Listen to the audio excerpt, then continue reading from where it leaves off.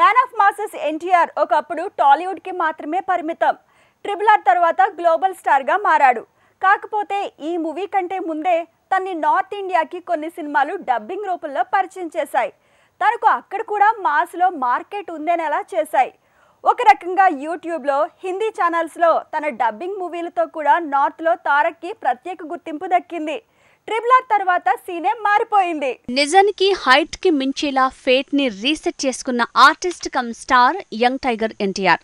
మొదటి సినిమా నుంచి తనను తాను లుక్స్ పరంగా, పర్ఫార్మెన్స్ లో కిక్ పరంగా మార్చుకుంటూ ఎప్పటికప్పుడు సర్ప్రైజ్ ఇస్తూనే ఉన్నాడు.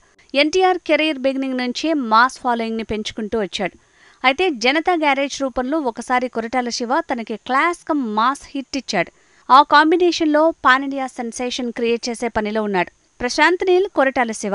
ఇలా వరుసగా టాప్ డైరెక్టర్లతో పాన్ ఇండియా ప్రయోగాలతో బిజీ అయ్యాడు man of masses. Young tiger total career లో తన ఫేట్ ని, పర్ఫార్మెన్స్ లో ఊహించని మార్పుని తీసుకొచ్చిన సినిమా అంటే ట్రిపుల్ ఆర్. ఆ తర్వాత కాస్త వెనక్కి వెళ్తే టెంపర్ తోనే లుక్, పర్ఫార్మెన్స్ లో కిక్కు మారింది. ఆ పాత్రలో తను ఒదిగిపోయిన తీరు, తనని తాను నటుడిగా మార్చుకుని మరో మెట్టెక్కిన తీరు అందరినీ షాక్కి గురిచేసింది.